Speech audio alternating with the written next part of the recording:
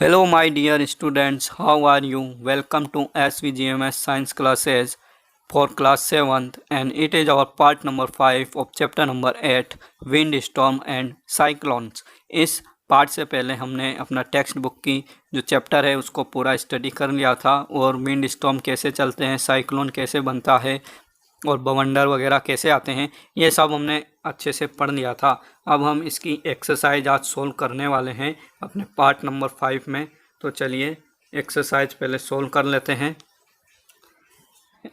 आपके exercise question में first question है, fill the missing word in the blank spaces in the following statements. यहाँ पे जो खाली स्थान दिए गए हैं इनको आपको भरना है, ठीक है। तो यहाँ पे फर्स्ट है आपके ए में, विंड इज एयर। हमने जब टेक्स्ट बुक में पढ़ा था तो वहाँ पढ़ा था कि एयर और विंड में थोड़ा सा अंतर होता है। एयर आपकी सिंपल एयर होती है, लेकिन जब एयर मूव करती है तब हम उसे विंड कहते हैं, ठीक है। ये हमारी वायु है। एयर मतलब होता है वायु और विंड मतलब होता है पवन। तो जब हवा चलती है यानी कि वायु बहती है तब हम उसे पवन कहते हैं। तो विंड इज मूविंग एयर या ब्लोइंग एयर। तो ठीक है, यहाँ पर आपके क्या आ जाएगा, मूविंग आ जाएगा। Then B, winds are generated due to heating on the earth. हमने पढ़ा था कि विंड कैसे जनरेट होती है। हमारे वायुमंडल में एयर भरी हुई है, लेकिन वह विंड का रूप कैसे ले लेती है। हमने पढ़ा था कि हमारी जो पृथ्वी है वह हीट करती है और अनइवनली हीट करती है, मतलब असमान रूप से गर्म होती है। उसी कारण से गर्म वायु ऊपर उठती है और उसकी जगह ठंडी वायु उसका स्थान आकर ले लेती है। तो इस तरह से विंड्स जनरेट होती हैं या पवनें चलती हैं। तो यहाँ पर अनइवन हीटिंग ऑन द अर्थ आएगा, ठीक है। तो आप देख सकते हैं नीचे लिखा हुआ है आंसर में, winds are generated due to uneven heating on the earth। C number में है आपके, near the earth surface air rises up whereas air comes down. तो हमारी पृथ्वी की सतह पर कौन सी एयर ऊपर उठेगी। तो जो गर्म एयर होती है वह ऊपर उठती है और जो ठंडी एयर होती है वह उसकी जगह नीचे की तरफ आती है। तो यहाँ पर आप आसानी से लिख सकते हैं, near the earth surface warm air rises up whereas cold air comes down. Then D में है आपके, air moves from a region of pressure to a region of blank pressure. तो एयर किस रीजन से किस reason की तरफ move करती है। हमने पढ़ा था कि हमारी जो विंड्स होती हैं या एयर होती है वह प्रेशर के अकॉर्डिंग मूव करती है। एक तरफ जिधर एयर गर्म होकर ऊपर उठती है वहाँ पर लो प्रेशर क्रिएट हो जाता है, ठीक है। और जहाँ पर ठंडी वायु ज़्यादा होती है वहाँ हाई प्रेशर होता है। तो जो एयर होती है वे हमारी हाई एयर प्रेशर से लो एयर प्रेशर की तरफ मूव करती है, क्योंकि जो वार्म एयर है वह तो ऊपर उठ जाएगी, लेकिन उसकी जगह जो कोल्ड एयर है वहाँ पर हाई प्रेशर इंक्रीज हो जाएगा और वह लो प्रेशर की तरफ मूव करेगा। तो high pressure to a region of low pressure, इस तरह से यहाँ पर आंसर आपके आ जाएगा। Okay, then we come to our next question, question number 2, suggest two method to find out wind direction at a given place। आपको दो तरीके बताने हैं जिससे कि आप किसी भी दिए गए स्थान पर विंड का डायरेक्शन पता कर सकें। जैसे हवा चलती है, आप पतंग उड़ाते हैं, पतंग उड़ाने के लिए पहले आपको विंड का डायरेक्शन पता करना होता है कि हवा किधर चल रही है, तो उस हिसाब से आप पतंग उड़ाते हैं। तो आपको वही तरीका यहाँ पर लिखना है कि आप किस तरीके से विंड का डायरेक्शन पता कर सकते हैं। Method to finding out the wind direction at a given place are as follows। By seeing the direction of dry leaves released in the airs। आप क्या करेंगे, कुछ सूखी हुई पत्तियों को अपने हाथ में लेंगे, मुट्ठी में लेंगे और उनको छोड़ेंगे। तो जिस डायरेक्शन में वे आपके पत्तियां मूव करेंगी, जिस डायरेक्शन में वे उड़ेंगी हवा के साथ, तो उस डायरेक्शन से आपको पता चलेगा कि जो पवनें हैं वे भी इसी डायरेक्शन में चल रही हैं। और दूसरा तरीका है, by seeing the direction in which it is difficult to ride the bicycle.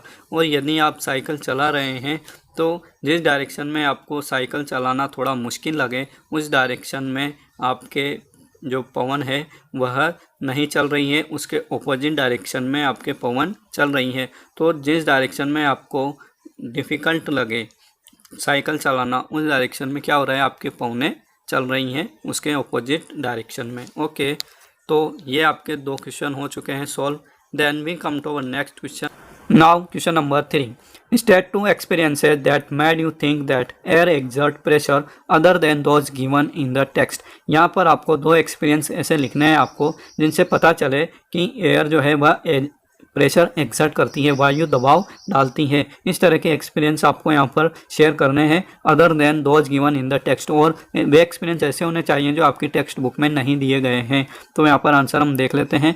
First है when we feel the air in the balloon it becomes tight and if you try to feel more air balloon will get burst which prove air exert pressure. तो जब हम balloon के अंदर वायु भरते हैं तो वायु भरने के कारण बैलून टाइट हो जाता है, वह फूल जाता है, और यदि हम और ज़्यादा एयर उसके अंदर भरने की कोशिश करते हैं तो बैलून बर्स्ट हो जाता है, यानी वह फट जाता है। तो इससे पता चलता है कि एयर में क्या होता है, प्रेशर होता है, वह दबाव डालता है।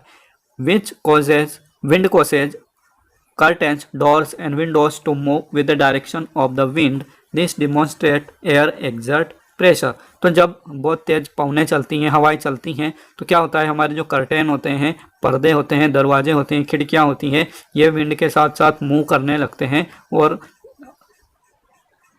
तो इससे हमें पता चलता है कि एयर जो होती है वे दबाव डालती है या प्रेशर क्रिएट करती है। Then question number 4, you want to buy a house. आप एक घर खरीदना चाहते हैं। Would you like to buy a house having windows but no ventilators. क्या आप ऐसा घर खरीदना पसंद करेंगे जिसके अंदर खिड़कियां तो है लेकिन वेंटिलेटर्स नहीं है। वेंटिलेटर का अर्थ होता है रोशनदान, जो आपके दरवाजे के ऊपर या खिड़की के ऊपर लगे होते हैं, उन्हें हम वेंटिलेटर्स कहते हैं। Explain your answer. तो अपने आंसर को यहाँ पर एक्सप्लेन करना है कि ऐसा घर खरीदना आप क्यों नहीं पसंद करेंगे। तो इसका सॉल्यूशन है it is not a good idea two by house without ventilators. तो एक ऐसा घर जिसमें वेंटिलेटर्स नहीं है, रोशनदान नहीं है, ऐसे हाउस को, घर को खरीदना क्या है, बिल्कुल भी एक अच्छा आइडिया नहीं है। Because warm air is lighter than cold air. क्योंकि जो गर्म वायु होती है वह ठंडी वायु से क्या होती है, थोड़ी हल्की होती है और ऊपर की ओर उठती है। Hence warm air passes out of your home through ventilator. इस तरह से जो गर्म एयर होती है ऊपर उठती है, वो रोशनदान से बाहर चली जाती है, और ठंडी हवा आपकी खिड़की और दरवाजे के माध्यम से अंदर आती है। Accordingly without ventilators warm air will not pass out. तो यदि आपके घर में वेंटिलेटर, रोशनदान नहीं होंगे तो गर्म वायु पास आउट नहीं होगी, and the house will remain warm. तो इस तरह से आपका घर क्या होगा, गर्म रहेगा। तो ये बहुत ज़रूरी है कि घर के अंदर वेंटिलेटर होना चाहिए। Okay, then question number 5, explain why holes are made in hanging banners and hoardings. तो आपको यहाँ पर एक्सप्लेन करना है कि आपने देखा होगा जो बैनर्स, बड़े बड़े बैनर्स लगे होते हैं रोड साइड पर, होर्डिंग्स लगे होते हैं, उनके अंदर हॉल्स बने होते हैं। जैसे आप डायग्राम में भी देख पा रहे होंगे। तो ये हॉल क्यों बनाए जाते हैं, आप सोचते होंगे कि ये ख़राब कर रखा है इसको, होर्डिंग को, बैनर को, लेकिन ये उसको फटने से बचाने के लिए ऐसा किया जाता है, उसमें हॉल्स बनाए जाते हैं। Holes in the banners and hoardings helps air to pass through it. जब हवाएं चलती हैं, विंड चलती हैं, पवनें चलती हैं, तो वे उस होर्डिंग पर, बैनर पर प्रेशर डालती हैं, और यदि उसके अंदर होल नहीं होते हैं तो वे उसे फाड़ सकती हैं, टीयर कर सकती हैं, लेकिन यदि उसके अंदर होल होते हैं तो वे उसमें से पास हो जाती हैं। Hence banner can withstand the pressure of the air and hence remain intact. तो इस तरह से बैनर वायु के द्वारा उत्पन्न किए गए प्रेशर का सामना कर पाता है और वह इंटैक्ट रहता है, मतलब उसको कोई नुकसान नहीं पहुंचता है। Then question number 6, how will you help your neighbours in case cyclone approaches your village और टाउन। तो यहाँ पर आपको लिखना है कि यदि आपके विलेज में और टाउन में साइक्लोन आता है, चक्रवात आता है, तो आप अपने पड़ोसियों की, नेबर्स की किस तरह से सहायता करेंगे। तो सॉल्यूशन में देखते हैं। We can help our neighbours in case cyclone approaches. जब हम अपने इलाके में देखते हैं कि चक्रवात आ रहा है तो हम अपनी नेबर्स की सहायता कर सकते हैं by any of the following measures. और हम निम्न उपायों में से कोई से भी उपाय यहाँ पर अपना सकते हैं। By helping them shift to a safer place. हम उनको सुरक्षित स्थानों में पहुँचाने में मदद कर सकते हैं। By helping them to shift their animals, necessary household and vehicles to a safe place. हम उनके जो एनिमल्स हैं, उनके जो आवश्यक घर के सामान हैं, जो कि खाना वाना बनाने के लिए बहुत ज़रूरी होते हैं, और उनके जो व्हीकल्स हैं उनको एक सेफर, बहुत सुरक्षित जगह पर पहुंचाने में उनकी मदद कर सकते हैं by calling emergency services such as fire station, police and medical centre. तो हमने टेक्स्ट बुक में पढ़ा था चैप्टर में अपने कि हमें हमेशा अपने इमरजेंसी सर्विसेज के नंबर अपने फ़ोन में या डायरी में नोट करके रखने चाहिए, जैसे फायर स्टेशन, पुलिस और मेडिकल सेंटर, इनके नंबर हमारे पास होने चाहिए। तो जैसे ही चक्रवात आने वाला होता है तो हम इमरजेंसी सर्विस को कॉल कर सकते हैं। यदि आपके पड़ोस में किसी में आग लग जाती है वहाँ पर, ठीक है, कोई ज़्यादा बीमार हो जाता है या ऐसी कोई दुर्घटना होती है, तो आप इन इमरजेंसी सर्विसेज पर कॉल करके उनको बुला सकते हैं, और वहाँ पर जो एडमिनिस्ट्रेशन होता है, प्रशासन होता है, वह आपकी ज़रूर मदद करेगा। Then question number 7, what planning is required in advance to deal with the situation created by a cyclone? यदि आपके आसपास साइक्लोन आता है तो एडवांस में, पूर्व में आपको किस तरह की प्लानिंग करके रखनी चाहिए ताकि यदि साइक्लोन आ जाता है तो उससे आप अच्छे से हैंडल कर सकें और वह आपको ज़्यादा नुकसान ना पहुंचाए। तो यहाँ पर कुछ ऐसी प्रिपरेशन दे रखी है एडवांस में करने लायक, जो आपको करके रखनी चाहिए साइक्लोन के आने से पहले। Solution: We should not ignore the warnings issued by the meteorological department through TV, radio और न्यूज़पेपर। तो हमारे जब साइक्लोन आने वाले होते हैं तो उससे पहले टीवी में हमारे मीटियोरोलॉजिकल डिपार्टमेंट जो है, मौसम विज्ञान संबंधी डिपार्टमेंट होता है, वह टीवी में, रेडियो में और न्यूज़पेपर में लगातार वार्निंग्स देते रहते हैं कि इस समय या इस समय के लगभग 1 दिन में 2 दिन में इस जगह पर चक्रवात आएगा या आकर टकराने वाला है और इस तरह से नुकसान करने वाला है। तो उनकी जो वार्निंग्स होती हैं, चेतावनी होती हैं, उनको हमें इग्नोर नहीं करना चाहिए, नज़रअंदाज नहीं करना चाहिए, उसी के अकॉर्डिंग हमें काम कर लेना चाहिए। We should make necessary arrangement to shift the essential household goods, domestic animals and vehicles ETC to safer place. हमें अपने जो नेसेसरी अरेंजमेंट होते हैं, अब बहुत आवश्यक जो व्यवस्थाएं होती हैं, उनको दूसरी जगह पर शिफ्ट कर देना चाहिए। जैसे कि हमारे असेंशियल हाउस होल्ड गुड्स होते हैं, असेंशियल का मतलब होता है आवश्यक, तो जो भी आपके बहुत आवश्यक वस्तुएं हैं, आपके पालतू जानवर हैं, डोमेस्टिक एनिमल्स हैं, आपकी गाड़ियां हैं, व्हीकल हैं, इन सबको एक अच्छे सुरक्षित जगह पर पहुंचा देना चाहिए। Avoid driving on roads through standing water. यदि कहीं रास्ते में रोड पर पानी भरा हुआ है तो ऐसे रोड पर गाड़ी नहीं चलानी चाहिए या उस पर गाड़ी चलाने से आपको बचना चाहिए। एज फ्लड्स में हैव डैमेज द रोड्स, क्योंकि कभी कभी क्या होता है कि फ्लड आने से, बाढ़ आने से या रोड पर पानी भर जाने से रोड डैमेज हो जाता है, उसमें बड़े बड़े गड्ढे हो जाते हैं और ऊपर से पानी होगा, पानी गंदा होता है तो हमें दिखाई नहीं देता है कि रोड में गड्ढा कितना गहरा है, तो आपकी गाड़ी उसमें डूब सकती है। इसलिए ऐसी जगह पर जहाँ पर आप अनजान हैं और पानी भरा हुआ है, उस जगह पर आपको रोड पर पानी भरी होने की स्थिति में गाड़ी नहीं चलानी चाहिए। Phone numbers of all emergency services like police, fire brigade and medical centre should be handy.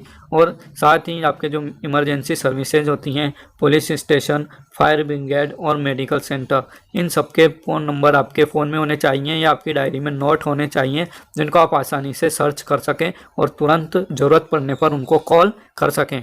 Always store drinking water for emergency. और जब ऐसी चेतावनी इशू हो जाती हैं तो आपको अच्छी मात्रा में ड्रिंकिंग वाटर भर के रख लेना चाहिए, क्योंकि जब बाढ़ वगैरह आती है तो आसपास आपको पीने लायक पानी भी नहीं मिलता है। Do not touch wet switches and fallen power lines. तो जब बाढ़ आती है या चक्रवात जैसी कंडीशन होती है तो आपको जो वेट स्विचेस होते हैं, गीले स्विचेस होते हैं लाइट के, इलेक्ट्रिसिटी के, उनको टच नहीं करना चाहिए। या पावर लाइन कहीं गिर जाती है आपके आसपास तो वहाँ उधर भी नहीं जाना चाहिए, उनको टच नहीं करना चाहिए। Do not pressurise the rescue force by making undue demands. तो जब ऐसी स्थितियाँ होती हैं तो वहाँ पर रेस्क्यू फोर्स भेजी जाती है प्रशासन के द्वारा, गवर्नमेंट के द्वारा, तो उनको आपको बहुत ज़्यादा अनड्यू डिमांड्स नहीं करनी है, मतलब अवांछनीय वहाँ पर उनके सामने कोई डिमांड्स नहीं रखनी है कि हमें तो वो चाहिए, फलाना चाहिए, है ना, खाने की चीज़ें चाहिए, पीने की चीज़ें चाहिए, इस तरह से उनको प्रेशराइज नहीं करना चाहिए। वे जैसे काम कर रहे हैं उनसे आपको बड़े हेल्पिंग तरीके से उनके साथ डील करनी चाहिए और जैसे वे कहते हैं उनको आपको मदद करनी चाहिए। Cooperate and help your neighbours and friends. साथ ही आपको अपने जो पड़ोसी हैं और फ्रेंड्स हैं उनकी भी मदद करनी चाहिए, उनके साथ कोऑपरेट करना चाहिए, सहयोग करना चाहिए। ओके, तो ये सभी चीज़ें हैं जो साइक्लोन आने की कंडीशन में या बाढ़ वगैरह आने की कंडीशन में आपको पहले से तैयार रखना चाहिए। ठीक है। Then question number 8, which one of the following places is unlikely to be affected by a cyclone. तो यहाँ पर एक MCQ है जिसमें लिखा गया है कि निम्न स्थानों में से वह कौन सा स्थान है जहाँ पर साइक्लोन आने की संभावना बहुत कम है, यानी कि वहाँ पर साइक्लोन नहीं आता। ऐसी कौन सी जगह है जहाँ पर साइक्लोन आने की संभावना नहीं है। तो यहाँ पर फर्स्ट है आपके चेन्नई। चेन्नई आपके साउथ में है, तमिलनाडु में है, समुद्र तटीय इलाका है। मैंगलोर ये भी आपके कर्नाटक में है और ये भी समुद्र तटीय इलाका है। अमृतसर ये पंजाब में है, ठीक है, दिल्ली के पास, और यहाँ पर कोई समुद्र नहीं है, तटीय इलाका नहीं है, ये इनलैंड एरिया है। और आपके जो चौथा है पुरी, पुरी आपके उड़ीसा में है और यहाँ पर चक्रवात आते रहते हैं। ये समुद्र तटीय इलाका है, हमने पढ़ा भी था कि इसमें काफ़ी समय पहले यहाँ पर एक भयंकर चक्रवात आया था और काफ़ी डैमेज उसने किया था। तो आपका जो आंसर है वह क्या होना चाहिए, यहाँ पर वह आंसर होना चाहिए जो समुद्र तटीय इलाका नहीं है, जो समुद्र से काफ़ी दूर है, वहाँ पर साइक्लोन आने की संभावना बहुत कम होगी। और वह आंसर क्या होगा आपके अमृतसर, ठीक है।